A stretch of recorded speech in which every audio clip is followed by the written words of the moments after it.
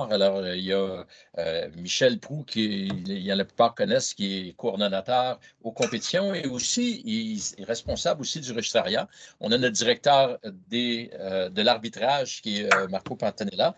Et il y a Patrick Viola, qui est adjoint à la direction technique du côté technique à Concordia. Donc, la façon qu'on va procéder ce soir, si vous avez des questions, en haut de votre écran, vous avez un icône réaction. Vous avez juste non pas des mains qui applaudissent, mais lever une main. Et à ce moment-là, on va le voir à l'écran, puis on va pouvoir vous donner la parole pour être capable de poser vos questions. Donc, on va commencer avec tout simplement vous donner un peu l'allure. Dès le départ, on va aller avec un peu Marco, pas Marco, on va aller avec Patrick parce qu'il y a d'autres obligations. Donc, on va aller avec Patrick qui va vous expliquer un peu l'approche de la fédération, ce qui s'attend, qu'est-ce qu'ils veulent chercher à la fédération pour la question des soccer à neuf, etc., puis l'évolution qu'ils veulent dans le développement. Donc, on va aller avec ça. Michel, on repartira après ça le PowerPoint. OK, pas de problème. Ça va? Alors, Marco, on te laisse la parole. Patrick. Pas Marco. Patrick, excusez, c'est parce que je regarde Marco à l'écran. Patrick, excuse-moi. Oui, bonsoir tout le monde. Donc, je vais essayer de vous faire une petite présentation rapide d'une dizaine de minutes sur les attentes un petit peu au niveau provincial, l'identité tactique provinciale. Je ne vais pas passer à travers tout le texte par diapositive, mais juste vous guider sur un petit peu les attentes et voir un peu comme dans votre projet de jeu de club, comment vous pouvez intégrer des grandes idées sur sur le soccer à neuf cet été. Il faut savoir que cette identité, elle est quand même orientée soccer à 11, mais ces principes-là, ces moments du jeu, ils existent dans toutes les catégories à partir du moment où on joue un match. D'accord?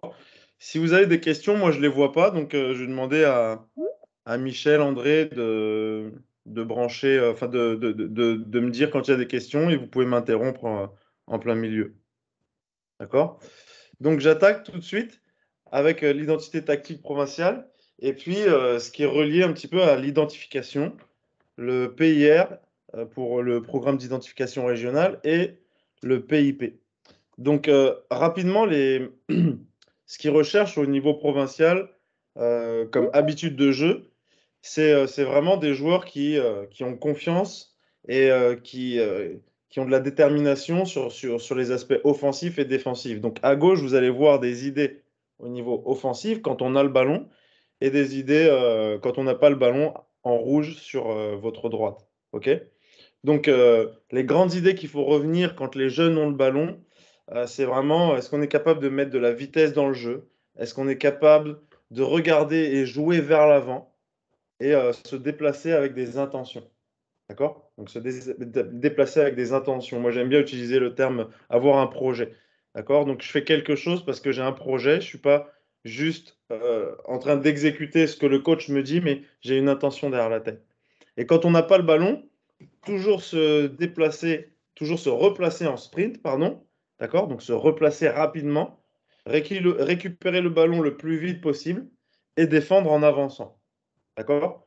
Donc ça, c'est des habitudes de jeu que nous, à travers nos programmes régionaux, on va essayer d'inculquer aux joueurs, mais bien évidemment, sans votre aide, on ne peut pas le faire. Donc, tant que les joueurs ont déjà un petit peu ces habitudes-là, c'est quand ils viennent avec nous, ils sont prêts. Et quand ils arrivent au niveau provincial, l'équipe du Québec, ben, ils sont encore plus prêts. Et puis, ben, la pyramide, elle commence en fin d'année U12. Donc, fin d'année U12, nous, on a besoin un peu de votre aide pour identifier les meilleurs U12 de la région. D'accord? Tout en sachant que maintenant, bon, bah, c'est plus simplement le club, c'est vraiment le territoire où j'habite qui va déterminer si je suis éligible ou pas à la sélection régionale de Montréal, aux programmes régionaux de Montréal-Concordia. D'accord?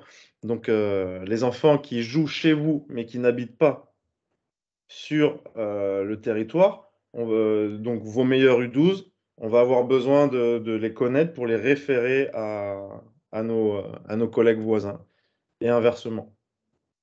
Donc, voilà pour le PIR. Donc, un bref rappel sur le programme d'identification régionale, c'est donc à partir des meilleurs de la région, on va identifier les meilleurs U13, U14, donc fin de saison U12, les meilleurs U13 de l'été prochain, si vous voulez, et les rentrer dans des programmes où on va les surveiller comme une sélection nationale, tout simplement. Et pour qu'en U14, ils participent aux Jeux du Québec ou au tournoi des sélections régionales, et que suite à ça, ils soient identifiés pour le niveau provincial. D'accord? À travers ça, on a des programmes sport-études qui commencent en secondaire 1, qui ajoutent un peu des entraînements de qualité aux jeunes. Et donc, on voit des réelles progressions sur l'année. C'est bon pour tous nos clubs ici à la région. Il y a une question. Rapidement, Il y a une oui. question, Patrick. Éric. Désolé, je commence ça tôt. Moi, je suis un nouveau papa impliqué dans la Somme, ici, dans le sud-ouest. Et je t'ai entendu, je voulais savoir si on parlerait un peu plus du sport-études. Moi, mon fils est nouveau dans le soccer depuis, ça va faire 1 an cet été. Mais c'est un joueur de tennis depuis 4-5 ans, puis il me parle de faire le sport-études en soccer. Comment ça fonctionne? Je pense que l'école et le sport-études, c'est 2 choses distinctes, c'est ça? Oui, mais relié. Alors, pour rentrer en sport-études, il faut que le jeune soit bon à l'école et bon au soccer. Donc, dès qu'il est accepté, à partir du moment où il est accepté pour les 2 volets, il peut rentrer dans un programme. Donc, il doit être éligible. Ben, pour pour l'école, je te dirais que c'est, dans une certaine mesure, c'est assez simple. Là, il a sauté sa première année. Là, c'est quelqu'un d'extrêmement doué à l'école. Là, il vient d'avoir 10 Excuse-moi, ans. Eric. Puis ouais. Eric, je te coupe parce que ce n'est pas le propos de la réunion, mais C'est bon, c'est correct, mais... Regarde, ce que je te demanderais, c'est sur le site de Concordia, il y a l'email de Marie-Josée Pineda et le OK. mien dans le personnel. Tu nous envoies un mail et OK. puis on pourra répondre à tes questions Super. Merci. plus en détail. Ça va? Merci. Donc, je continue par rapport aux positions. Donc, je vais passer rapidement là-dessus. Je voudrais juste mettre l'accent sur le fait que euh, sur les positions, mais il y a des noms qui peuvent changer au niveau Québec, etc. Donc, je vous le dis, le gardien, ça reste le gardien. Les défenseurs centraux, les arrières centraux, ça reste les arrières centraux. Par contre, bien souvent, le 4 et le 6 sont inversés. Souvent, le numéro 4, on le considère comme un défenseur central, mais ça dépend juste des pays. Le milieu défensif, la terminologie, pas de problème. Les arrières latéraux, pas de problème. Alors, les milieux offensifs, milieu polyvalent sur la photo, le 8 et le 10. Ensuite, les ailiers excentrés, donc 11-7, et l'attaquant, le 9. C'est juste pour garder. Donc, les gros changements, c'est beaucoup plus milieu polyvalent en termes de terminologie. Et le 4 et le 6, souvent le 4, c'est un défenseur et le 6, c'est un milieu défensif dans le monde du foot dans sa globalité, mais dépendamment des pays, ça change. Donc là, c'est vraiment basé sur ce que Soccer Canada a amené.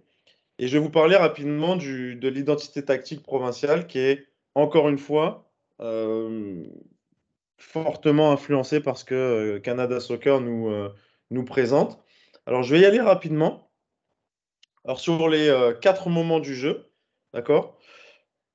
Donc, on parle de moments où on a le ballon, moment où on vient de le perdre, moment où on n'a pas le ballon et moment où on vient de le gagner. D'accord? Donc, quand on a le ballon, on parle de organisation offensive.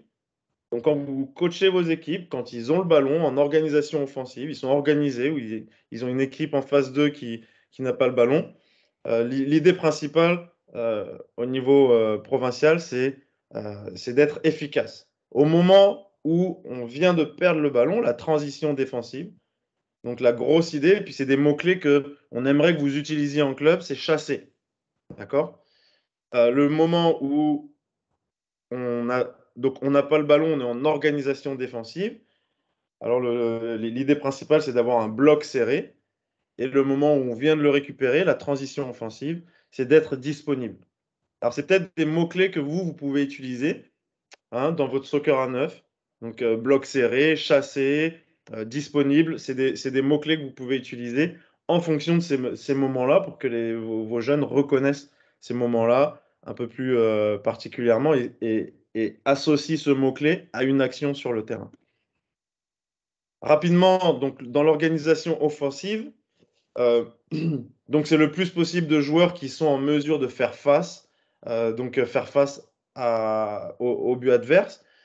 J'ai rajouté, moi, des termes qui sont peut-être plus adaptés pour votre réalité en soccer à 9. Donc, vraiment, au moment où on est en organisation offensive, on joue contre une équipe, l'idée, c'est vraiment d'aller chercher les zones jaunes et idéalement les zones rouges, pas en kickant le ballon loin, mais en combinant, par exemple. Mais l'intention, c'est vraiment d'aller marquer, de jouer vers l'avant, de se projeter vers l'avant, de passer dans le dos de l'adversaire. Donc ça, c'est vraiment des idées qu'on aimerait bien que vous mettiez en place en club.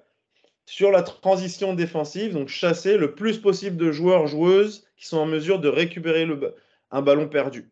Donc on le voit un petit peu sur l'image, ballon perdu, réaction, essayer de récupérer le ballon le plus vite possible. Donc ça parle à tout le monde là quand on dit chasser. Donc vraiment, on veut récupérer le ballon le plus rapidement possible. Et vous voyez les flèches qui vont vers l'avant, là, c'est défendre en avançant les grosses idées. Quand on est en organisation défensive, donc le bloc serré, le plus possible de joueurs qui sont en mesure de récupérer le ballon dans 3/4 du terrain adverse. D'accord? Donc on essaye d'éviter, donc au niveau provincial, de reculer, d'avoir un bloc qui est dans la zone rouge. Alors, il se peut que dans vos clubs, on vous dise le contraire. Alors, à ce moment-là, vous suivez les directives de votre club. Mais si vous êtes libre, essayez d'organiser votre équipe avec un bloc serré on voit les bleus là, donc le carré jaune. On essaye d'avoir de la densité et que quand le ballon rentre dans ce bloc-là, on le récupère. Donc là, les idées que j'ai identifiées, c'est d'être proche des amis, donc les uns proches les uns des autres, de protéger le but. Donc mon bloc va se déplacer entre le ballon et le but. La maison fermée, c'est une image là pour les enfants où on peut avoir. Donc on représente notre maison, c'est ça, c'est notre bloc, c'est une maison et la maison elle est fermée, on ne peut pas rentrer. Et si quelqu'un veut rentrer dans notre maison, il faut récupérer le ballon rapidement. Et le dernier moment, la transition offensive, donc le plus possible de joueurs et joueuses qui sont en mesure de compléter au moins 2 passes suite à une récupération. Donc, on vient de récupérer le ballon. Est-ce qu'on est capable de le garder, de ne pas le perdre tout de suite? D'accord? Donc, on garde le ballon, on ne le perd pas le ballon, c'est des idées qui doivent revenir. Du jeu facile versus le jeu risqué, c'est que ce serait intéressant à travailler ça en club, donc que les jeunes aient une conscience de bon, bah, ça c'est une passe facile, on vient de récupérer le ballon, on va favoriser un jeu facile versus un jeu risqué. Et on garde toujours en tête le fait qu'on veut jouer vers l'avant. Alors si on peut se tourner vers l'avant, c'est encore mieux. On a une autre question, Éric. Non, c'est pas une question. Ah, OK. J'ai les deux coachs de la Somme qui sont en attente, qui ne sont pas capables de rentrer, qui viennent de me texter. On a accepté tout le monde. J'ai personne en attente dans la salle. Ben, c'est correct. Il vient d'essayer de m'appeler. Il m'a dit on est en attente dans la zone d'attente. J'en ai 2. Mais c'est pas grave. Tant pis. Peut-être dans la réunion d'hier. Peut-être qu'il regarde s'il est dans la bonne réunion. Oui, ou qui se reconnecte, un des deux. Parce que c'est la réunion du 4 mai qu'il faut qu'ils regardent. Hein. Ouais, d'après moi, ils se sont connectés trop tard. Ça fait que je vais leur demander d'essayer de. Ils sont connectés avec la réunion d'hier ou de celle de demain. OK. C'est bon, merci, désolé. Alors moi, j'en ai terminé pour ce qui est d'un petit peu des grandes idées sur les 4 moments au niveau de l'identité tactique provinciale, et puisqu'on aimerait voir un petit peu sur les terrains cet été au niveau régional. Donc si vous avez des questions, c'est en lien avec ce que je viens de vous présenter. Je suis à vous. Et puis si vous n'avez pas de questions, ça veut dire que 2 en 2, j'ai été très clair. Les directeurs techniques ont le document, de toute façon. Ils pourraient référer avec leur directeur technique, Patrick, ou si toi, c'est un document que tu as adapté puis qu'on peut mettre à disposition. J'ai ajouté quelques éléments, les petites cages rouges, mais je peux partager sans problème. OK. Fait qu'on s'arrangera de faire la transition, transmettre le document à vos clubs. Fait qu'on vous tiendra informé. OK. S'il n'y a pas de Bon, questions, bah, merci beaucoup, Patrick. Je sais que tu as d'autres choses. Alors, on te souhaite une bonne soirée. On se revoit avec plaisir. À vendredi, en bientôt tout sur cas. le terrain, tout le monde. Salut. Bye. Parfait. Bye, Patrick. Alors, Michel, on va partir à ce moment-là avec le PowerPoint. Le PowerPoint. Oui.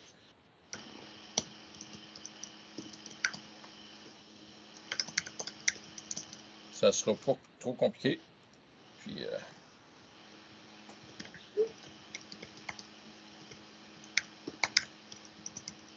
Vous voyez la parfait. réunion, vous voyez le Oui, PowerPoint? oui. OK. Alors, on va tout de suite juste aborder le fait qui nous semble important que vous réalisiez dans les catégories que vous êtes que nous, on a identifié que 4 contextes de compétition, bien entendu, dans les compétitions qu'on encadre. Il y a des compétitions dans un contexte de loisir, dans un contexte de développement, de performance et de haute performance. Il faut s'entendre que les groupes d'âge que vous avez, vous ne touchez pas au contexte de compétition de performance et de haute performance. On se comprend? La haute performance, ben, c'est pour les meilleurs au monde. La performance, c'est juste avant. Maintenant, vous êtes soit dans un contexte de loisir et ou de développement. Si on regarde ce que Patrick a amené, puis vous encadrez votre équipe avec une idée de développement, bien, vous allez essayer d'appliquer un peu ce que la fédération veut aller, puis essayer de vous approprier la compréhension de cette approche-là. Il faut aussi réaliser que peu importe la catégorie d'âge qu'on a, on peut rencontrer dans une même division qu'on a des équipes qui sont là, une équipe qui est là en contexte de loisir, une compétition de loisir pour eux, puis une autre équipe, eux, sont en contexte de compétition de développement. Juste donner une idée qui est plus large que ça. Quand on arrive avec des catégories plus vieilles, que ce soit du senior, du moins 17 ans, moins 18 ans, bien, on a des fois des moins 18 ans qui ont été joués du 3A, tout ça, ils ont été joués à un fort calibre et ils veulent continuer à jouer. Eux autres, ils ne s'entraîneront pas, à peu près pas, puis ils vont venir jouer dans un interrégional ou encore un régional. Puis ils vont jouer contre des équipes qui vont s'entraîner, les joueurs, deux fois par semaine, des fois 3. Puis ça va être assez équilibré, là. Donc, il y en a qui sont dans un contexte, ceux qui s'entraînent plusieurs fois par semaine, ils sont dans un contexte qui se rapproche de la performance, tandis que les autres, ils sont dans un contexte de loisir. Alors, ça se peut que vous ayez ça de toute façon. Ce qui est important, c'est que vous, avec les catégories d'âge que vous avez, vous ayez cette compréhension-là de voir qu'on ne touche pas de la performance, de la haute performance avec des moins 11 ans, moins 12 ans. On est en développement principalement et ou en loisir. Donc, c'est des catégories qui n'ont pas de classement. Donc, ça ne cause pas de problème. Maintenant, comme on va vous l'expliquer, ça va être important qu'après chaque match, même s'il n'y a pas de classement, vous rentriez adéquatement vos résultats de match, etc. Vous vérifiez ça si les arbitres, en donnant le cas, si ce n'est pas rentré, parce que nous, on se sert de ces données-là pour placer les équipes, évaluer les équipes en fin d'année, voir le calibre, puis voir s'il n'y a pas des équipes qui étaient malencontreusement dans un mauvais niveau de compétition pour eux autres. Il faut qu'on trouve le niveau de compétition pour les équipes qui est adéquat, qui lance un défi suffisant pour les joueurs des deux équipes et que ce soit agréable pour tout le monde. Donc, c'est un peu ce qu'on a là-dedans. On ne s'étendra pas tout de suite beaucoup sur l'arbitrage, mais je vais juste vous aviser qu'on revient d'une situation de 2 années particulière. Actuellement, on a des arbitres, mais comme dans tous les sports qu'on rencontre, puis les collègues des autres régions, on ne sait pas encore la quantité finale d'arbitres qu'on va avoir non plus cette année.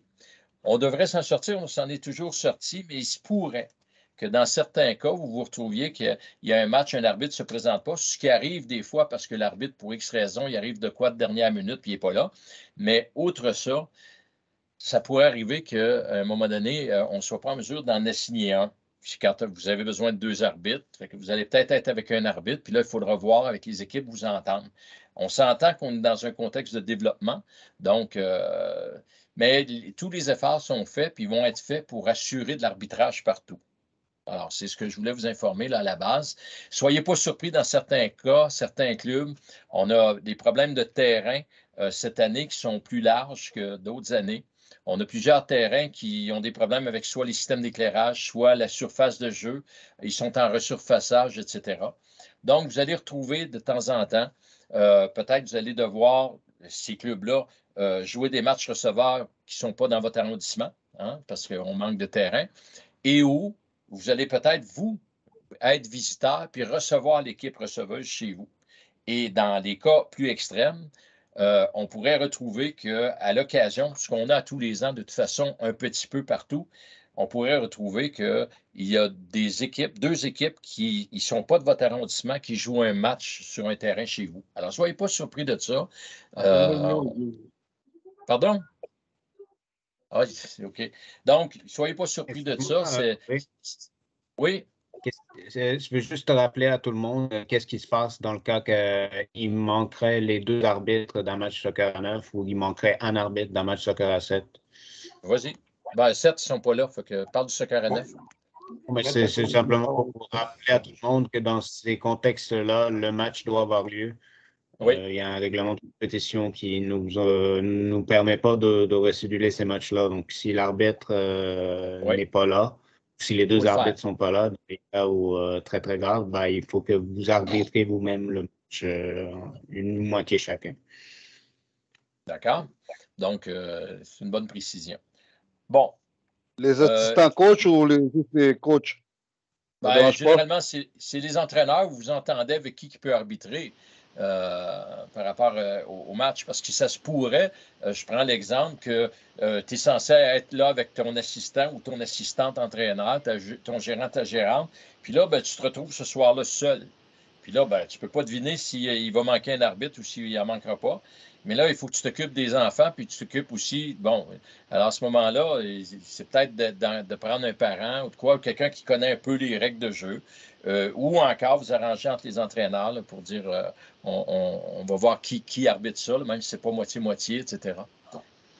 Il faudra voir. Je ne pense pas qu'on ait de grosses catastrophes, mais on vous en parle pour que vous soyez informés de la potentialité, de la probabilité, parce que je dénote avec les collègues qui sont dans les autres régions, ils m'ont souligné qu'il y avait, eux, ils ont peur d'avoir des problèmes en quantité d'arbitres. Puis dans tous les sports, vous avez entendu parler aux nouvelles, que ce soit hockey sur glace, ailleurs, toutes sortes de sports, le basket, les 2 années qu'on vient de passer font en sorte qu'en effet, le renouvellement de l'arbitrage est moins là. On n'est pas si mal à date pour la période où on est. Généralement, ça va nous prendre 250 à 300 arbitres minimalement pour être capable d'assurer pas mal de tout le monde, tous les matchs. Puis là, on a déjà un peu plus de la moitié d'affiliés à SDATSI, puis les affiliations rentrent. Là. Des fois, il y en a qui attendent un peu plus tard, donc ça devrait se placer en tout cas. C'est ça pour l'arbitrage. Michel, tu veux parler des outils ou ben, je peux bien. Vas-y. Il y a des outils que vous avez, vous les entraîneurs, pour gérer votre saison. Il y en a 3 principales. PTS League, ça c'est le logiciel qui sert à toute la gestion de notre ligue. Donc, les feuilles de match, les entrées des statistiques, la vérification des photos, c'est tout avec ça qu'on fait ça. À chaque année, on fait un guide des entraîneurs. Je vais vous le montrer. Je vais juste finir. Et le site de l'ARS Concordia, qui est soccerconcordia.ca, il y a beaucoup d'informations sur le site. Des fois, allez voir sur le site avant de nous appeler. L'information est là. Là, je vais essayer de vous le montrer. le schéma de communication, la communication avec nous, on aime ça vous rencontrer, on aime ça parler aux entraîneurs, aux parents, etc. Mais pour faciliter la communication, il faut se comprendre qu'on a, en temps normal, on a à peu près 413 équipes, 415 équipes d'inscrites dans une saison normale. On ne commencera pas à parler à tout le monde. Donc, ce qu'on fait, c'est qu'on vous demande de passer via votre délégué aux compétitions de club quand vous avez quelque chose à traiter pour la compétition. Alors, souvent, la personne, votre délégué a des réponses. Ils peuvent vous orienter déjà pour des réponses.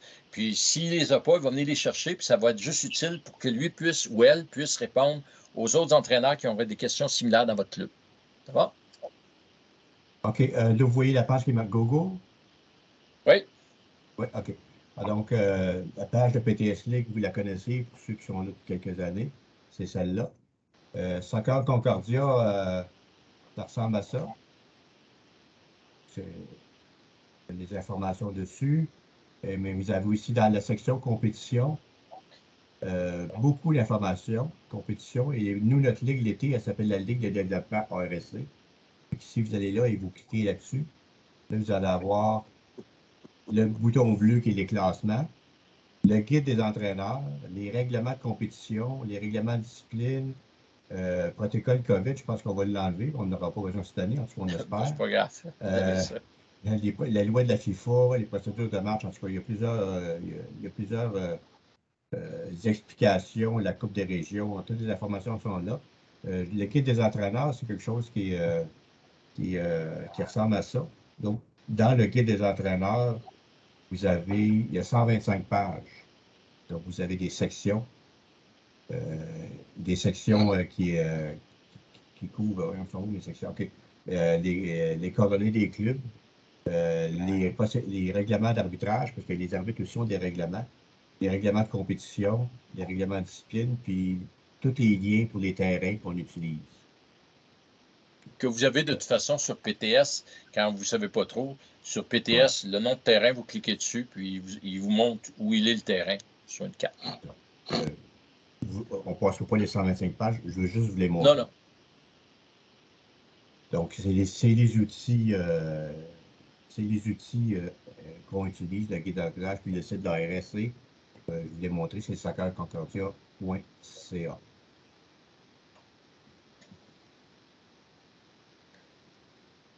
Puisque André nous a dit tantôt, les outils de communication, passez par votre délégué, il vient vous dire. Donc, on fonctionne beaucoup par les courriels. Présentement, on est en mode hybride. Donc, il y a des journées qu'on est au bureau et il y a des journées qu'on n'est pas au bureau. Donc, la meilleure manière de nous rejoindre tout le temps, c'est les courriels. On peut prendre les courriels de n'importe où. Même si on serait en Afrique, on pourrait prendre le courriel. On est d'ailleurs en train de regarder avec le système téléphonique pour qu'il y ait des transferts directs, mais pas dans tous les cas, mais dans certains cas, vos délégués de compétition sont capables de nous rejoindre s'il y a une urgence directement. Ouais. Qu'on soit présentiel ou pas. C'est ça. Et on peut aussi vous envoyer des courriels pour des urgences par PTS League. Il y a une fonction dans le système pour envoyer des courriels directement aux entraîneurs. On utilise ça pour les remises de matchs, on est obligé d'annuler des matchs pour la chaleur des urgences. On utilise ça. Par contre, il faut que votre club ait assigné l'entraîneur dans l'équipe. S'il n'y a pas d'entraîneur assigné à l'équipe, personne ne le fait.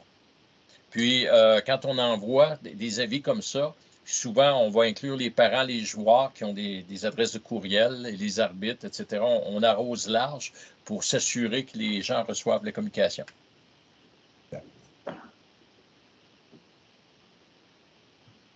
Les ressources que vous avez pour vous aider. La première ressource, c'est votre directeur technique de club. Je pense que si vous ne savez pas c'est qui, informez-vous. Il devrait y avoir déjà eu des contacts avec vous, surtout maintenant pour fonctionner avec les CDC. Donc, c'est un peu ces gens-là qui gèrent ça. Le délégué de compétition de club. Chaque club a un délégué de compétition. Cette personne-là sert à faire le lien entre moi et André et vous. Donc, les informations que nous on envoie pour le championnat, on envoie ça par cette personne-là. Des convocations pour le comité de discipline vu qu'on n'a pas toujours les courriels des gens, on envoie ça au délégué de compétition de club qui, lui, doit faire le relais à vous. C'est comme la réunion d'aujourd'hui, c'est votre délégué de compétition de club qui a dû vous acheminer le lien.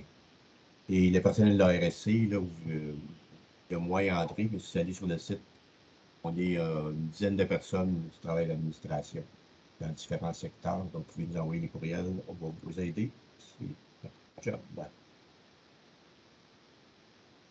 André? Ah ben écoutez, on parle d'esprit sportif, bien entendu, dans le cadre où vous êtes. On a des principes de base, hein, le respect des règlements. N'oubliez pas qu'un règlement de compétition, c'est pas un règlement, c'est pas un élément qu'il faut qu'on cherche à contourner, trouver les failles. Un règlement, c'est une convention entre les personnes qui s'affrontent pour dire on a le droit de faire ci, puis on n'a pas le droit de faire ça. Donc, il faut comprendre ça. Puis on répète tout le temps, la première personne responsable de l'application des règles de jeu dans un match, c'est le joueur ou la joueuse. C'est eux qui ont la première responsabilité de ça. La deuxième responsabilité revient à l'entraîneur. Donc, l'entraîneur qui se rend compte qu'un de ces jeunes ou une de ces jeunes ne respecte pas la règle de jeu, il devrait aborder cet individu-là, puis lui demander, première des choses, est-ce que tu comprends la règle? Puis s'il la comprend, bien là, de faire les mesures. Puis la troisième personne qui est sur le terrain pour aider à ça, c'est l'arbitre. Alors, puis n'oubliez pas, vous avez deux objectifs qui sont similaires, les entraîneurs avec les arbitres, qui sont communs aux deux. C'est, par le respect des règles de jeu, c'est de permettre aux joueurs de pouvoir démontrer leur plein potentiel. Ça veut dire que personne ne triche à retenir quelqu'un ou il joue selon les règles. Et la deuxième chose, c'est bien entendu assurer la sécurité des joueurs. Donc, ça, c'est les choses. Donc, il faut aussi avoir un esprit de respect entre les adversaires, les officiels. Donc, il y avoir un comportement qui est responsable. Puis, les arbitres juvéniles, ben, on a un article de réglementation là-dessus qui prévoit que si vous avez un arbitre juvénile qui arbitre votre match, vous devez assurer sa protection autant sur les propos qui pourraient recevoir des parents de votre équipe. Donc, avisez vos parents d'avance parce qu'on peut tenir responsable l'équipe si ça se déroule mal. D'ailleurs, il n'y a pas longtemps, il y a eu un cas qu'on a connu, ce n'est pas la première fois, où est-ce qu'il y a un individu qui s'en est pris à un arbitre juvénile, puis il y a un an de suspension actuellement comme entraîneur de toute activité de soccer. Pas juste comme entraîneur, il est banni pour un an. Donc, c'est sérieux. On ne veut pas perdre les arbitres qu'on a. Ils sont en formation, puis eux autres aussi sont dans un contexte de développement. Tu sais, des fois, les gens disent « Ah ben oui, mais là, c'est un jeune qui a 14 ans ou il a 15 ans, puis il arbitre des jeunes de 12 ans. » Ben oui, mais ça n'empêche pas. Il faut qu'ils commencent quelque part. On les met avec les 9-10 ans, on les met, puis on les monte tranquillement. On va avoir plus d'arbitres si on est capable de les conserver. Donc, ça, c'est ce qui touche un peu là, du côté de l'esprit sportif, puis faire attention là, mutuellement à tout le monde là-dedans.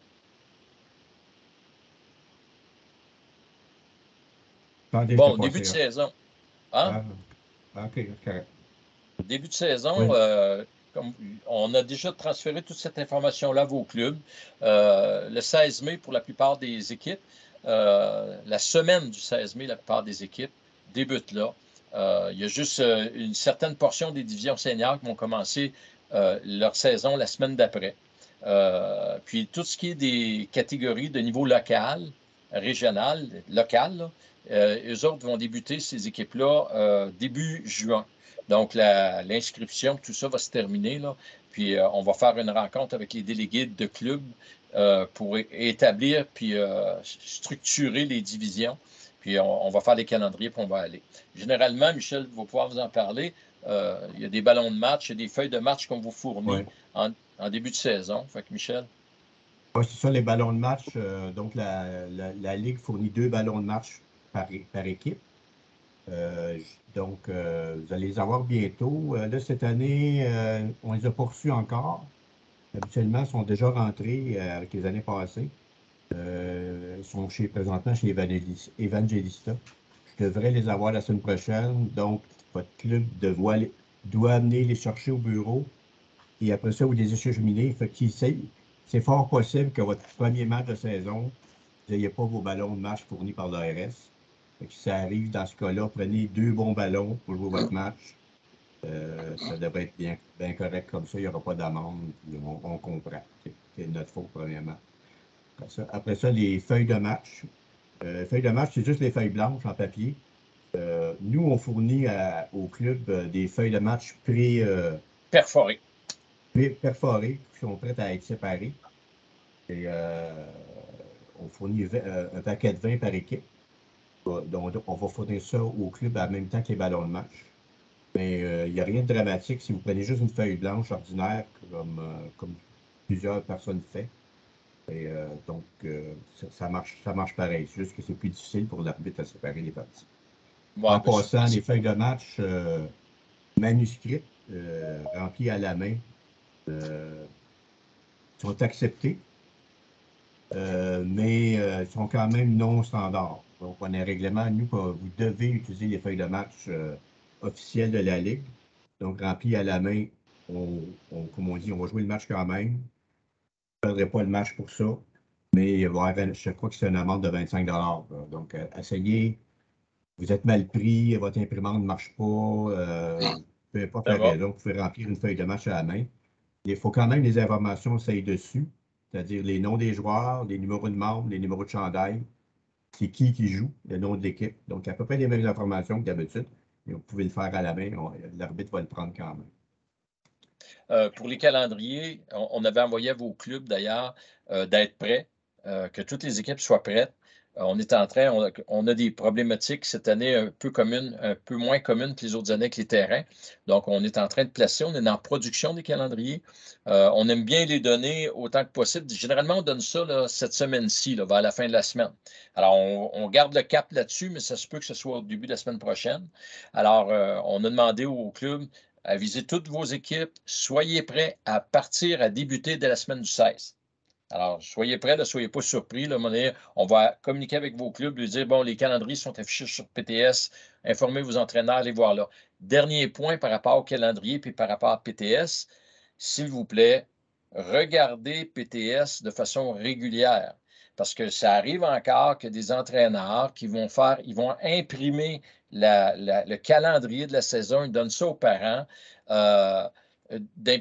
Essayez d'habituer vos parents d'aller sur PTS s'ils sont en mesure de le faire pour voir les matchs. Parce que des fois, il suffit qu'il y ait une communication qui a été échappée entre le délégué aux compétitions puis l'équipe, puis il y a eu un changement.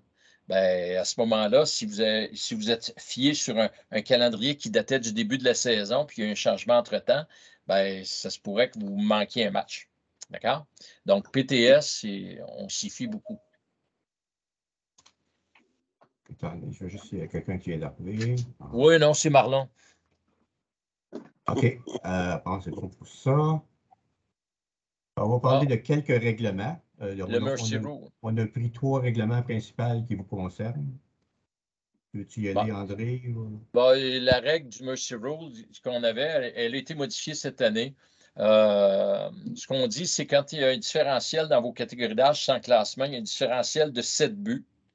À ce moment-là, l'arbitre peut continuer le match, mais il va arrêter de compiler les buts, d'accord, sur la feuille de match. Dans le sens, le résultat qu'il va donner, ça va être le différentiel de 7 buts. On se comprend? 7-0, 8-1, 9-2, c'est ce qu'il va donner à la fin quand il va remplir la feuille de match dans PTS. À ce moment-là, quand il y a un différentiel de 7 buts, ça demande le jugement des entraîneurs de savoir, ben écoute, selon l'état, l'équipe que je rencontre, puis l'état de mon équipe, parce que des fois, peut-être qu'il te manque des joueurs, tu es peut-être avec un nombre minimal de joueurs ou de joueuses sur le terrain.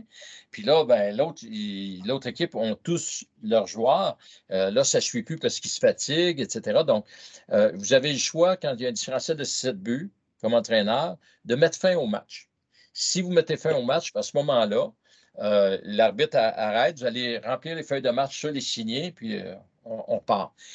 Si vous continuez le match, bien, à ce moment-là, vous aurez 2 options pour l'équipe qui tire de l'arrière, soit ajouter un joueur ou une joueuse sur le terrain, ou vous entendre avec l'autre entraîneur pour qu'il enlève un joueur ou une joueuse sur le terrain. Ça va?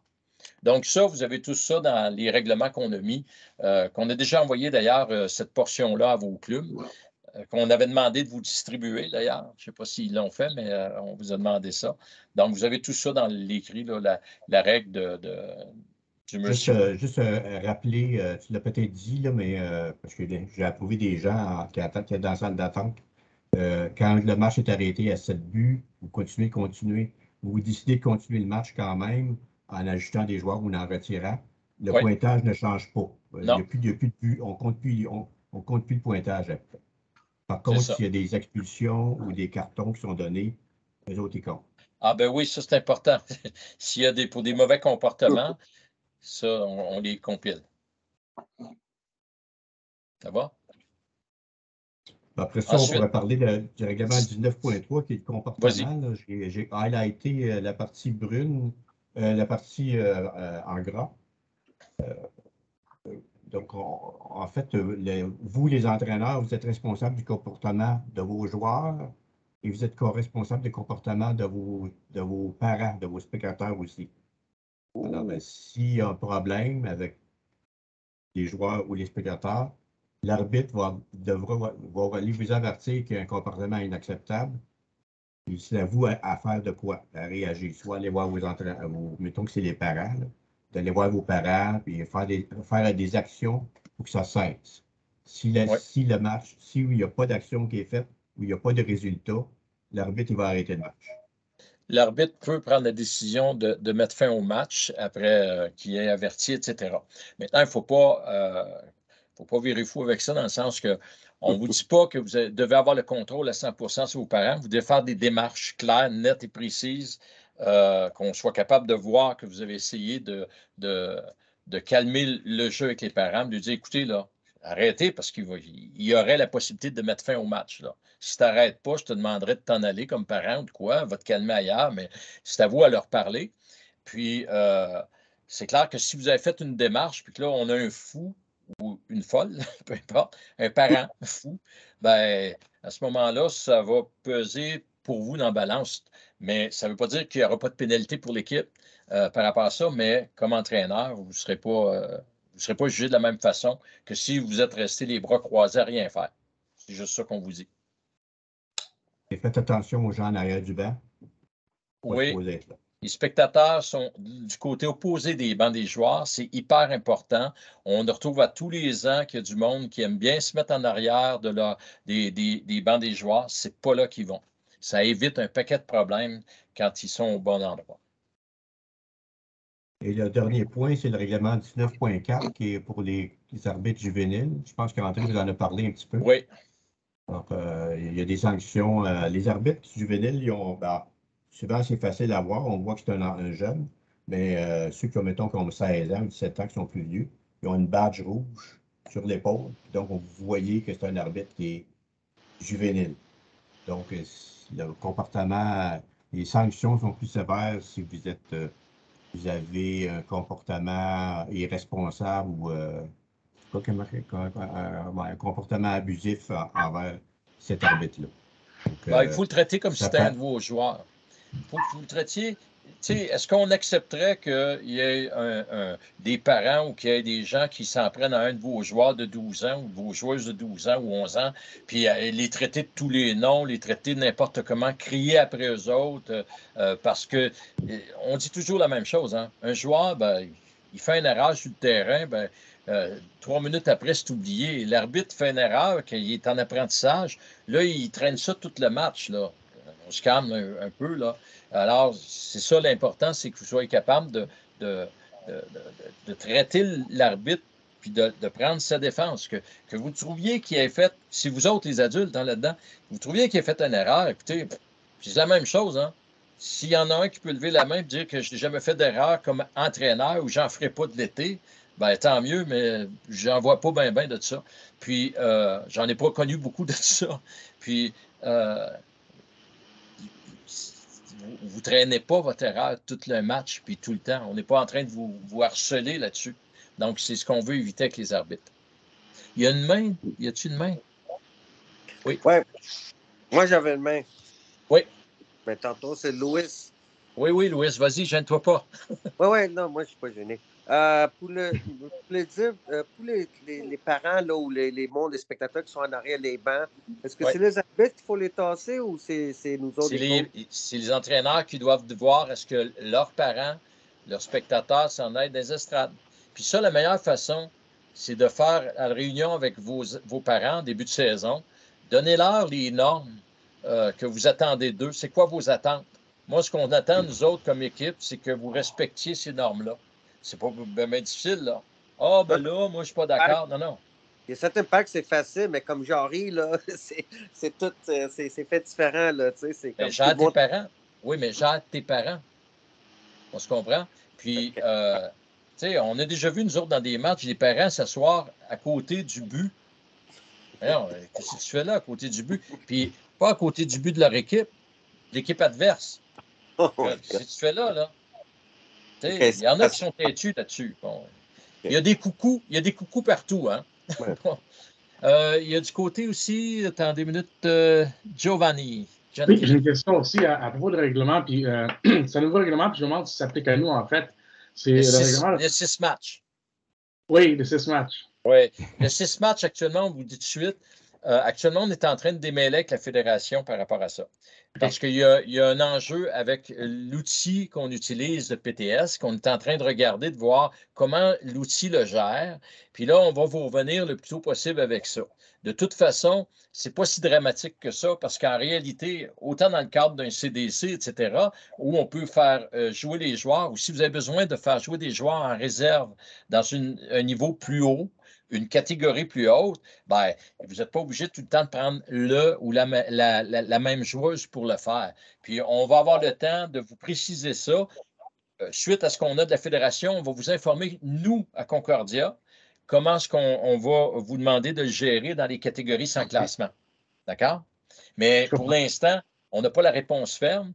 On veut attendre d'avoir la réponse de la fédération parce qu'ils se sont rendus compte qu'avec l'outil, il y a comme un low pool là-dessus. Fait qu'on veut voir s'ils sont capables de débloquer ça. Puis s'ils ne sont pas capables, ben, on va regarder avec eux autres comment que, malgré la mécanique, comment est-ce qu'on est capable, nous, d'appliquer, puis on va vous informer. Je comprends. La problématique pour nous, c'est pas nécessairement qu'on peut monter le monde comme qu'on veut. On travaille en cohorte. Donc, ça veut dire aussi que les personnes qui sont en haut ne peuvent pas descendre en bas. Fait que stratégiquement, au niveau de la formation des équipes, on veut s'assurer qu'on peut donner le plus de temps de jeu au bon niveau à tout le monde. Fait que c'est sûr absolument. Ça serait bien. Absolument, tu as tout à fait raison. Mais tu vois, ça a été mis en place à la base pour éviter surtout où il y avait des classements. Cet élément-là pour les fins de saison, les événements de fin de saison, parce qu'il y en a qui ont abusé de ça. Abusé, oui et non, parce que c'était autorisé. Mais on s'est retrouvé dans des matchs de barrage pour accéder à la LSEQ avec des joueurs 3A qui n'avaient pas d'affaires là, mais qui y avait l'autorisation de le faire parce qu'ils n'avaient pas prévu de quoi pour les bloquer. Alors, il y a des équipes qui se sont senties lésées parce qu'ils se sont fait laver pendant un match de barrage ou la coupe interrégionale. Puis, c'est ça. La même chose avec les tournois, en fait. C'est les équipes D1 qui s'inscrivent en D2.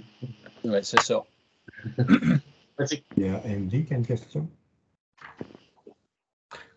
Je peux? Bonsoir. Oui, c'est ton tour, Andy. Bonsoir. Très bonnes informations. J'appréciais ça. Je n'étais pas là hier, puis je vais être là demain sur certains, mais la petite question que Giovanni apportait, le point de ça, c'est les fameux 6 matchs maximum que tu peux jouer. Est-ce que ce règlement-là, parce que je n'ai pas eu le temps de parler avec Agnello, on est tellement occupés, est-ce que cette règle-là on va utiliser pour les U12 et plus bas? C'est ce qu'on vient de dire, Andy. On va attendre d'avoir la clarification de la fédération. Et nous, quand on va savoir, parce qu'il y a une problématique actuellement avec l'application avec PTS, dès qu'on va avoir la réponse là-dessus, nous, on va voir avec la fédération, puis on va décider, nous, comment on l'applique, et on va vous informer de ça. OK. J'ai compris ça. Je voulais juste savoir, là, parce que souvent, la Fédé, là, ça prend une éternité pour prendre des décisions. Puis, de temps en temps, on a des décisions au plein milieu de championnat. Au lieu de nous amener ça au mois de février, janvier, il annonce ça le 30 juin. Je pense que tu nous connais assez, puis tu connais aussi Stéphane à travers ça, que si ça prend trop de temps, on va prendre une décision, nous autres. Voilà. une façon d'appliquer ou pas. On dira peut-être, OK, on l'applique, le 6 matchs, on l'applique partout. Ouais. Ou on dira peut-être, on ne l'applique pas pour les équipes sans classement. On se comprend? Ben, c'est pour cette raison-là que j'ai amené ce point-là. Moi, personnellement, là, après toutes ces années-là de foot, je pense qu'à jusqu'à U12, si on laisse le règlement comme il était l'année passée, ça va aider énormément. Mais en même temps, ça donne comment je dirais, l'effort à celui qui joue. On est tous d'accord avec ça, Andy. De se pousser un petit peu, hein? On est tous d'accord avec ça, Andy. L'idée, c'est juste qu'il faut qu'on voit là, comment la Fédé va se placer là-dedans avec cette problématique-là. Et nous, on va prendre une décision à travers ça si ça ne fait pas. Ça va? Magnifique. Merci. Merci. OK. Pour le reste, le reste de la réunion, on a peut-être pour à peu près 10 minutes. On va parler de PTS League et comment faire les feuilles de match. Mais avant ça, on va regarder si vous avez besoin, parce que Marco est là. Marco s'est mis en présentiel, en virtuel, mais présent dans la rencontre. Au cas où, on ne veut pas parler de l'arbitrage, de la qualité de l'arbitrage. Si vous avez des questions de réglementation, autre que le 6 matchs, si vous avez des questions de réglementation qui touchent l'arbitrage, comme c'est arrivé qu'on a expliqué hier pour le nouveau cadre de compétition en soccer à 7, il y a un nouveau cadre de compétition, il marche avec 4 quarts au lieu d'avec 2 demi de temps. Donc, on a tout expliqué ça, puis Marco a expliqué les lignes de retraite, tout ça, en tout cas, certaines particularités. Ça a été expliqué comment les arbitres géraient ça. Maintenant, est-ce qu'il y a des questions que vous avez sur de l'arbitrage? Donc, s'il n'y a pas de questions, Marco, tu peux rester, mais si tu as, parce que je sais que tu me disais que tu avais des occupations, là, je trouve que tu as été bon parce qu'il disait, je vais me mettre à travailler sur des choses, mais je vais être à l'écoute s'il y a des questions. Donc, pour ce qui reste... Oui. On n'a plus besoin de moi. Je vais vous quitter comme Patrick. Merci de m'avoir invité. Puis s'il y a d'autres choses, n'hésitez pas à passer le message à André ou Michel. Puis il me fera plaisir de répondre via leur intermédiaire. Merci beaucoup, Marco. Juste vous informer comme ça qu'on a une nouvelle personne qui est avec Marco à l'arbitrage dans le secteur, qui est Tristan Bilodeau, qui va aller en remplacement, ça a été annoncé, qui est en train de faire la transition de remplacement comme assignataire d'arbitre parce que Karim Khoury, qui fait des lunes, qui est là, pour des raisons professionnelles, parce qu'il est appelé à voyager beaucoup avec son nouveau travail. Il va assurer l'intérim, mais après ça, il va laisser pour Tristan. Michel, le reste, ça va être sur ceux qui veulent. Michel va passer à travers le PTS. Alors, un peu, là, certaines fonctions là, pour vous orienter là-dessus. OK, on va partager l'écran. Donc, vous devriez voir dans quelques secondes la page de PTS League. Oui? Non, pas encore, ça s'en vient. On voit ta photo. Alors, là? Oui. Ah, parfait. OK. Donc, PTS League, vous pouvez trouver ça sur le site de Concordia. Je vais aller sur le site de Concordia, mais je vais y aller très rapidement. Le site de Concordia, dans la section compétition, on en a parlé tantôt. C'est le petit carré bleu. On vient à la même place. OK? Et vous pouvez faire PTS League dans Google. C'est le premier en haut. Après ça, vous cherchez le logo de Concordia, puis vous allez arriver à la même place. Ou copier l'adresse. Donc, quand on est là, PTS League, pour les entraîneurs, il faut vous connecter pour avoir accès à la section entraîneur. Donc, en haut à droite, là, il y a le mot connexion. Vous connectez là-dessus, puis là, il va vous demander un utilisateur et mot de passe. L'utilisateur et mot de passe à Concordia, c'est votre numéro d'équipe. On va quand les calendriers vont être publiés, on va pouvoir vous envoyer vos codes par courriel. En principe, vous devriez les recevoir par courriel. Comme je disais tantôt, si votre club ne vous a pas assigné à l'équipe, vous ne le recevrez pas. Mais si jamais vous êtes mal pris, vous allez dans équipe, vous voyez des noms d'équipe, et ce numéro-là, c'est votre mot de passe et utilisateur. Toutes les équipes de Concordia. C'est sûr que si vous le changez, c'est autre chose, là, mais alors, connexion, je vais refaire connexion. J'en ai pris une hier pour faire un exemple.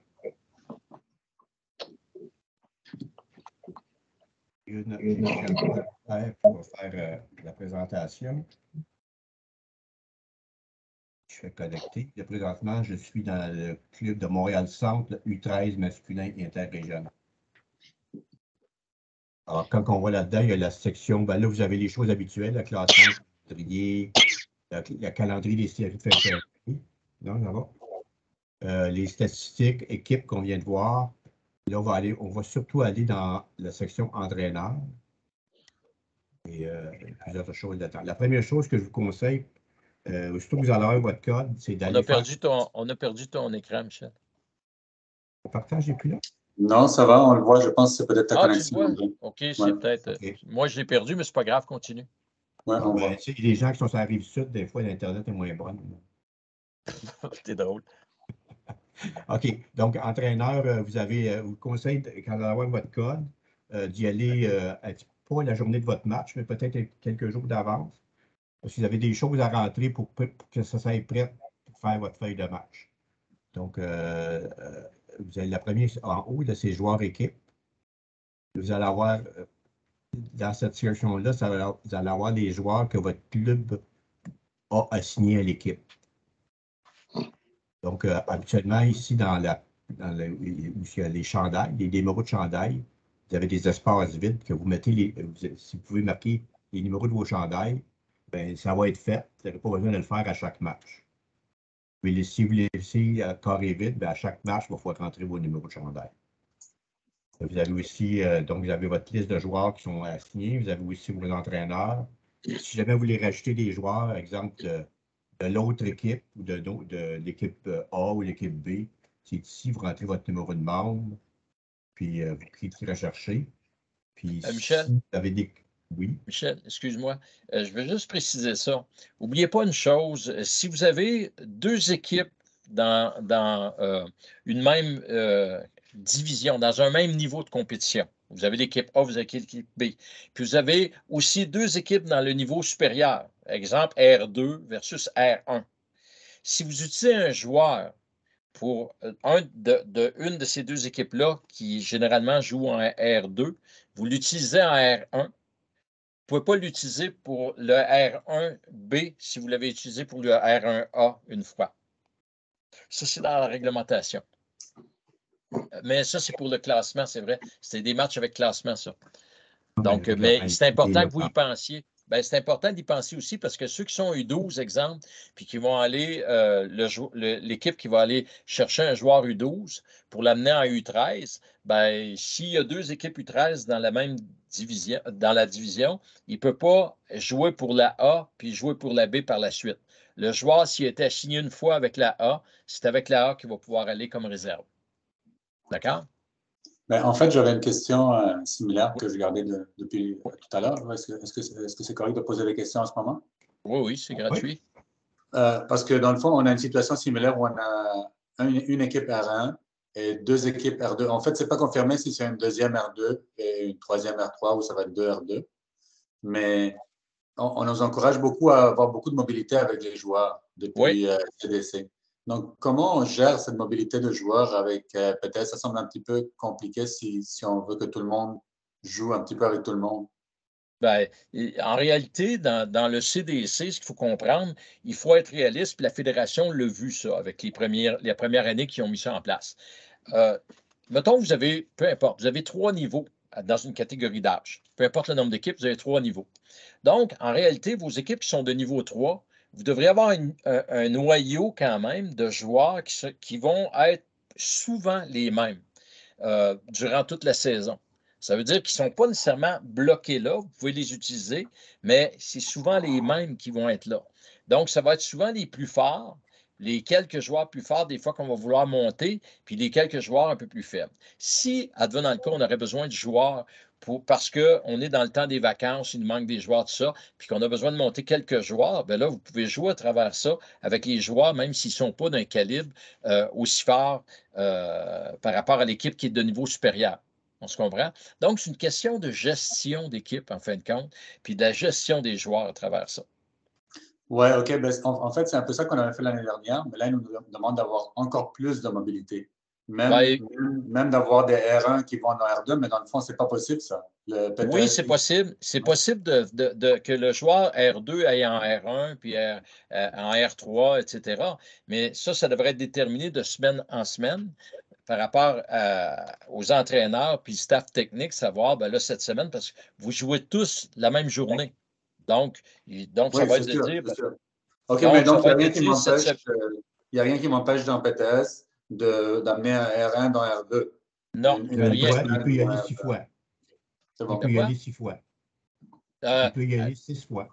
Ben non. Moins de 6 fois, oui, OK, c'est bon. Ben, c'est correct, c'est en masse. Actuellement, ce qu'on a sur la table, il y a une règle de 6 fois en haut. Donc, il faut faire attention, puis tu ne peux pas, une fois qu'il a joué 6 matchs en haut, si on se fie que ça reste ça, une fois que le joueur a joué 6 matchs avec l'équipe en R1, il ne pourra pas descendre en R2. Okay. Non, c'est parce que j'avais compris qu'il y avait du monde qui s'était plaint, du monde des R1 qui allait dans R2.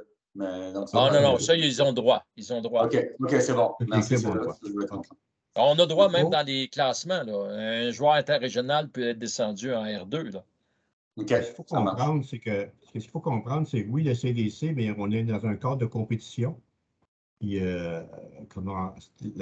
qu'est-ce qu'André parlait tantôt, que quand vous avez 2 équipes dans la même division, que les joueurs ne peuvent pas jouer dans les 2 équipes, mais il faut comprendre que c'est une compétition, même s'il n'y a pas de classement, une compétition. Si un joueur joue pour les 2 équipes dans le même championnat, ça ne fait pas de sens.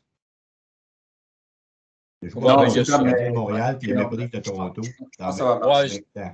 C'était pas le cas que tu parlais, Joanne, mais c'est quand même ça. Il y a plusieurs éléments là-dedans. Puis l'idée là-dedans, c'est toujours garder le cap, qu'on veut mettre les joueurs dans un niveau de compétition significatif.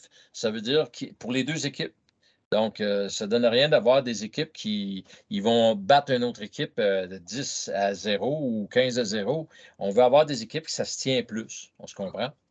Donc, la fédération disait quand tu es rendu à 5 buts de différence, là, ça se peut, ça s'explique, mais puis que ton équipe soit de calibre parce qu'elle a un match à 5 buts de différence. Mais si c'est plusieurs matchs comme ça, peut-être qu'elle est à limite d'être dans cette catégorie-là, de ce calibre-là.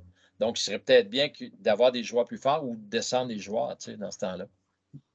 Peux-tu revenir à mon PTS? Oui. Oui, parfait. Donc, je revenais tantôt, j'ai ma liste de joueurs, j'ai mis les numéros, j'ai des joueurs à rajouter, c'est là que je fais. Si les carrés sont comme en bleu pâle, ça ne fonctionne pas. Donc, si vous essayez de rajouter un joueur puis ça reste en pâle, faites-le. Ça veut dire que c'est un joueur qui n'est pas éligible pour jouer dans votre équipe. Ça se peut que ce joueur-là, il soit suspendu. Ça se peut que ce joueur-là, non, il y a plein de mémoire. Ça se peut que ce joueur-là, ça n'est pas validé, surtout en début de saison, il faut faire attention, parce qu'il y a des joueurs qui vont s'inscrire au club, mais le club n'a pas fait valider par l'ARS. Donc, tant que le joueur n'est pas validé, c'est comme s'il ne fait pas partie de la fédération. Donc, il ne peut pas jouer. Donc, faites attention avec les joueurs que vous ne pouvez pas rajouter. Si vous n'êtes pas capable de rajouter, c'est qu'il y a une raison. Et la raison va probablement coûter une amende. T'as-tu expliqué, Michel, une fois qu'ils ont cliqué sur les joueurs, il faut qu'ils ajoutent sa feuille de match? On y arrive. OK. Ça, c'est de la joueur équipe. Donc, je vous conseille d'aller voir ça au début de saison, les premiers matchs. Après ça, vous avez aussi l'autre section qui s'appelle Info équipe. En fait, la seule chose qu'il faut aller faire ici, c'est pour rentrer vos couleurs. Donc, votre couleur de chandail comme équipe receveur, et le gardien, ou ça peut être nécessaire, visiteur, en tout cas. Vous pouvez rentrer, là, vous voyez ici receveur, ajouter, et vous pouvez rajouter votre couleur de chandail. Fait que quand vous allez jouer, vous allez remplir votre feuille de match, vous savez que l'autre équipe, c'est quoi ses couleurs. Donc, si vous avez un chandail rouge, puis vous allez jouer contre une équipe avec un chandail rouge, vous le voyez en faisant votre feuille de match. Mais là, préparer des dossards. C'est l'équipe visiteuse qui doit avoir changé de chandail. Oui, exact. OK. Fait que ça, c'est dans la section, info-équipe. Les statistiques de match, là, il n'y a rien présentement parce qu'il n'y a aucun match à jouer. Vous voyez les statistiques de vos joueurs. Donc, le nombre de matchs qu'il a joué, les cartons qu'il y a eu, tout son pédigree pour la saison. La section pratique, on va sauter par-dessus. Imprimer les feuilles de match. C'est là qu'on fait nos feuilles de match. Donc, imprimer les feuilles de match. Donc, dans cette section-là, nous, à Concordia, on permet seulement de faire 3 feuilles de match à l'avance. Je vous conseille de ne pas faire vos feuilles de match trop à l'avance parce que ça évolue. Si vous faites votre feuille de match 3 semaines à l'avance, vous allez faire votre feuille de match, tout est beau, vous allez l'imprimer. Et là, au bout du premier match, votre joueur s'est fait expulser. Et là, vous l'avez déjà imprimé la feuille de match. Puis un joueur qui est sur une feuille de match est considéré comme avoir joué le match. Donc, essayez de les faire une à la fois. Soyez vigilants là-dessus. Pas trop d'avance. Donc, par défaut, il vous donne toujours le premier match disponible. Après ça, ici, vous avez un peu la même chose que tantôt. Les numéros apparaissent parce que je les ai rentrés. L'entraîneur. Donc, on peut choisir l'entraîneur. Souvent, dans la section qui est ici, là, où vous voyez ma souris, là, il y a souvent d'autres joueurs qui apparaissent. Vous avez accès à tous les joueurs de la catégorie. Vous cliquez pour faire votre feuille de match. Là, ils sont où? Okay, c'était dessus, là. C'est parce que la feuille de match a déjà été remplie. Oui. On va juste enlever les joueurs de la feuille de match. Là.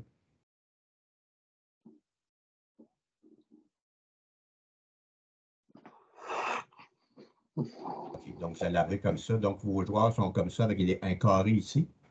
Donc, vous cliquez les joueurs que vous voulez avoir sur votre feuille de match. Et tout est cliqué ou juste enlever. Ceux qui ne sont pas là. Même chose pour les entraîneurs. Cliquez les entraîneurs qui sont là. Et un coup que ça est fait, vous avez un bouton qui est en bleu ici. Là. Marqué sur le bouton bleu, ajoutez les membres choisis sur la feuille de match. Si vous ne pèsez pas sur ce bouton-là, les joueurs ne sont pas sur la feuille de match. Vous allez imprimer une feuille vide. Oui, vous allez imprimer une feuille vide. En fait, le système ne vous permettrait pas d'imprimer des joueurs. Imprimer de feuille de match. Donc, cliquez dessus, vos joueurs et là-dessus. Là, je vais le faire. Et là, vous voyez que tous les joueurs sont rendus en haut. Puis là, donc le petit carré est parti. On a des X, on peut les retirer si on s'est trompé. Les entraîneurs aussi sont là. Là, quand on a terminé, on va voir. Là, on voit les couleurs de chandail. Là, naturellement, il n'y a rien de rentré. On verrait que Montréal-Nord, on verrait les couleurs de Montréal-Nord et votre équipe à vous, Montréal-Centre. Et on fait vérifier et imprimer. Vous l'imprimez. Et là, s'il y a un problème, il va vous le marquer. Comme là, présentement, il dit qu'il y a un problème sur la feuille de match et la couleur d'équipe n'a pas été rentrée. Couleur de receveur obligatoire. Bon, je ne l'ai pas faite. Et puis, vous avez imprimé votre feuille de match. Vous l'imprimez, vous emmenez ça au match. Okay. Ça va pour votre feuille de match. Votre question? Oui, une question, s'il vous plaît. Par rapport à la liste déjà pour le nombre de joueurs qui vont apparaître, c'est-à-dire la liste sur la feuille de match. Est-ce qu'il y a limité? Est-ce que ça a changé ou... sur le match, c'est 16 joueurs dans votre catégorie d'âge. 16 joueurs que vous pouvez amener sur le banc. OK. Vous ne pouvez pas en emmener 30 ou 35, 16. Ça n'a pas changé. C'est 16 incluant le gardien? Ben oui. C'est 16 joueurs sur la feuille de match. 16 sur la feuille de match. Sauf les coachs. Ben oui, sauf les coachs. Les joueurs. 16 joueurs. Ça, on ne l'a pas changé, en effet. Non. Après ça, donc, si on revient avec ça, la feuille de match, je vous conseille après ça amende. Vous avez l'option amende. Vous allez voir les amendes qui ont été imposées à votre équipe. Donc, exemple, vous ne présentez pas un match, ben, c'est 50 $ d'amende. Vous faites un joueur inéligible, c'est 250 $ d'amende. Vous avez un carton rouge, c'est 50 $ d'amende. Donc, vous les voyez toutes pour la saison. Nous, on envoie la facture au club, mais vous les voyez, les amendes qui ont été imposées à votre équipe. S'il y a un litige, vous pouvez envoyer un courriel à votre délégué de compétition, puis s'il y a une erreur, on va le corriger, il n'y a pas de problème. Mot de passe, bien là, vous pouvez changer votre mot de passe. Par défaut, c'est le numéro d'équipe, mais vous pouvez en mettre un autre. Faites attention, si vous changez votre mot de passe, faites quelque chose de simple et n'oubliez pas d'avertir d'autres personnes dans votre club. J'ai souvent vu, moi, l'entraîneur qui change de mot de passe puis il s'en va en vacances. Alors, l'assistant entraîneur, il vient pour faire sa feuille de match puis il ne sait pas c'est quoi le mot de passe. Et voilà. Donc, soit changer les pas, ou si en mettez un, bien, communiquer l'information avec ça. C'est sûr que on peut resetter le mot de passe aussi, mais c'est une mesure, on nous dit, extrême. Là. Ouais, il faut que le club m'appelle, il faut que je le fasse pour le club. Alors, des fois, si vous êtes pressé, vous êtes à 4 heures de l'après-midi, ça se peut que... ça risque d'avoir un problème, comme dit Michel. Ouais, ça, le mieux, c'est que, comme il dit Michel, c'est mieux que vous avisiez vos collègues d'équipe et quand je parle des collègues de l'équipe d'encadrement et, je dirais, à la limite, pour avoir un backup, informez votre club de votre mot de passe. Votre délégué. Oui. Après ça, on va au rapport disciplinaire. S'il y a des rapports disciplinaires qui sont faits contre vos joueurs ou contre vous, votre entraîneur, vous pouvez les voir. Là, présentement, naturellement, il n'y en a pas. Et dernière chose, photo des joueurs, c'est de plus en plus utilisé. Donc, je pense que je ne sais pas s'il y a encore des clubs qui impriment des cartes en plastique. C'est toujours valide, il n'y a pas de problème. Mais si votre club a décidé d'aller vers le numérique, donc vous allez arriver au terrain, puis l'arbitre doit vérifier vos joueurs. Et, donc, si vous utilisez cette option-là, il faut aller avec votre téléphone. Donc, vous loguez sur PTS, comme je viens de faire. Vous allez dans la section entraîneur et vous allez dans la section photo. Vous allez avoir les photos de vos joueurs qui apparaissent sur le téléphone. L'arbitre peut vérifier l'identité des joueurs lors de la vérification en début de match. Faites attention, cependant, les joueurs que vous voyez dans la photo, c'est les joueurs qui sont sur la feuille de match. Alors, si vous n'avez pas mis le joueur présent sur la feuille de match, sa photo n'apparaîtra pas. Si vous n'avez pas fait de feuille de match, vous n'avez aucune photo pour le match. Puis là, les arbitres vont en discuter, identifier les joueurs-là. Il y a une main levée, Michel. Oui. C'est pour les question, moi, je ne la vois pas. Là. C'est Louis. Oui, c'est Louis. C'est Louis encore. C'est lequel pour mettre l'information sur les matchs quand tu as fini le match pour rentrer les buts puis tout ça? Les résultats, OK. Regardez votre question. J'y arrive dans 30 secondes. Donc, dans la section entraîneur, on a tout vu. Donc, c'est votre là. La question de monsieur est excellente. Les résultats sont rentrés. Les arbitres ont l'obligation de rentrer les résultats de match. Même si on n'a pas de classement et même si on n'a pas de stats, on compile tous les résultats quand même. Nous, à l'ARS, donc vous ne les voyez pas, les classements, mais nous, on voit des classements et on voit des statistiques. Donc, on tient à garder ça. Parce que c'est plus facile pour les années prochaines, quand on vient pour faire placer les équipes au bon niveau, d'avoir le classement de l'année précédente. Il n'y a pas de champion, il n'y a pas de perdant, il n'y a pas de deuxième place, mais on compile tout quand même. Et on veut aussi savoir aussi qui est au match. Donc, on demande aux arbitres de prendre les présences puis de rentrer ça dans le système. Parce qu'on est un sport fédéré, on ne veut pas faire n'importe quoi. On veut savoir qui était sur le terrain. Oui, puis s'il se passe quelque chose. L'arbitre peut faire entrer les résultats, mais vous, comme arbitre, comme entraîneur, vous pouvez le faire aussi. Je donne un exemple. Vous jouez votre match, puis il n'y a pas d'arbitre. Vous faites le match avec soit avec les assistants coach ou des parents, ou peu importe. Vous pouvez rentrer les résultats dans la feuille de match. Ah, c'est là. Ici, dans la feuille de match, c'est juste la section à côté. Et là, le match que vous venez de jouer, il va apparaître. OK, c'est bon. Donc, vous allez avoir votre liste de joueurs que vous avez mis sur votre feuille de match. Vous rentrez les résultats, les cartons, tout ça. Et toujours le bouton enregistrer. Puis portez une attention sur le cumul des cartons jaunes. Il faut que vous gardiez, vous, il faut que vous soyez alerte avec ça, poser des questions à vos joueurs, surtout s'ils ont été joués ailleurs pour un autre match, parce que le temps que des fois, il peut y avoir 48 heures avant que les données d'un match soient rentrées. Toi, tu as un match le lendemain, il a joué la veille, il a reçu un 3e carton jaune. Il ne lèvera pas de drapeau, là, le PTS, parce que la donnée n'est pas rentrée encore.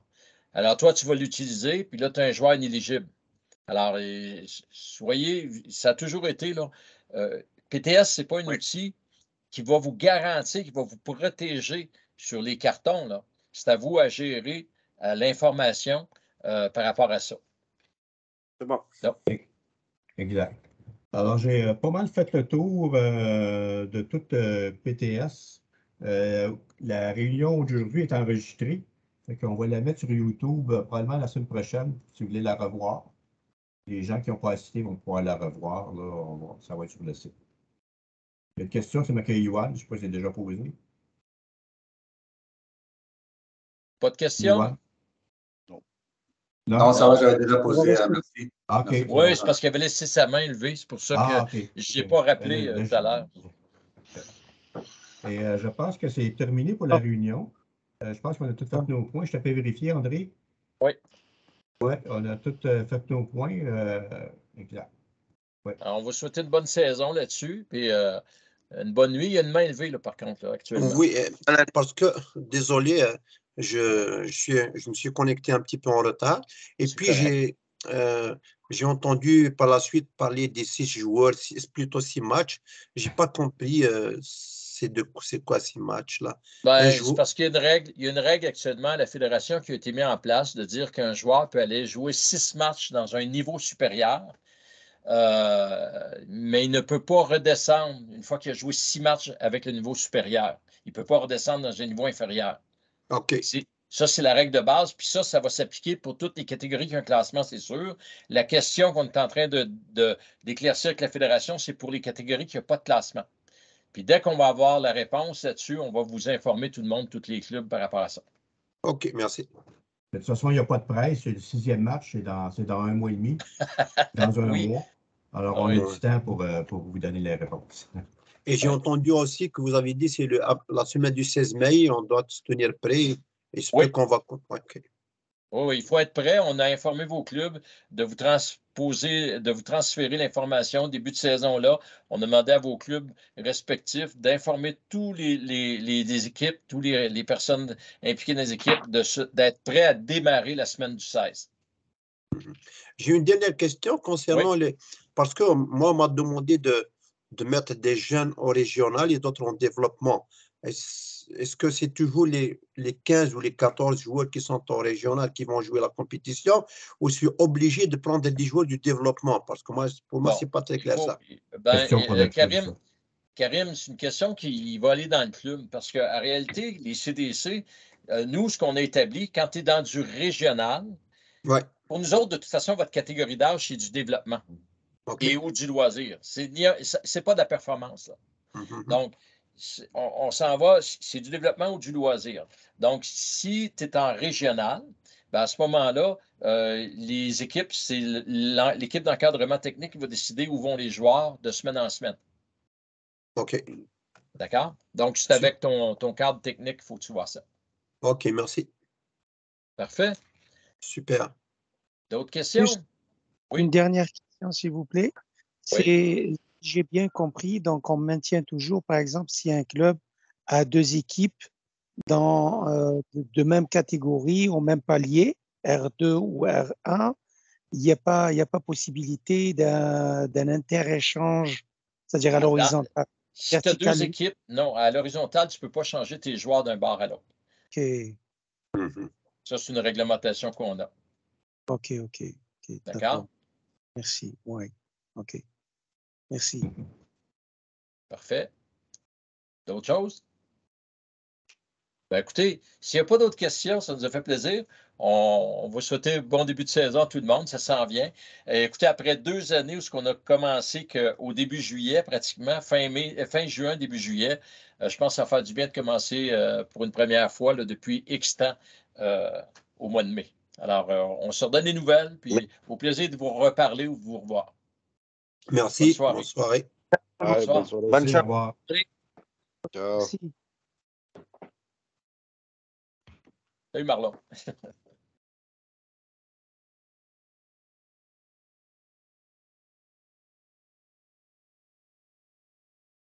Il y a un délai tout le temps quand les gens quittent, hein?